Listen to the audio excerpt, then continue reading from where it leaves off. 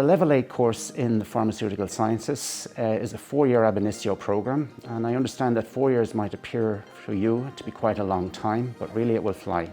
And we start to look at key skills in drug substance preparation and analysis, drug product manufacture and analysis, and indeed we also look at aspects of the increasingly important biopharmaceutical side of the industry. This course is recognised by the Academy of Pharmaceutical Sciences. It's the only Irish course which is so accredited, and it's also recognised by the Institute of Chemistry of Ireland as preparing graduates for graduate membership. So our teaching styles are very well established.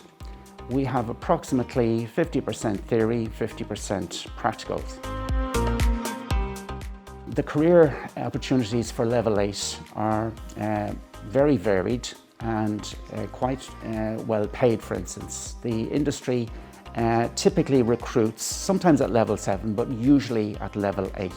So this is the industry expected level of award that a new recruit in the laboratory, for instance, would need to have.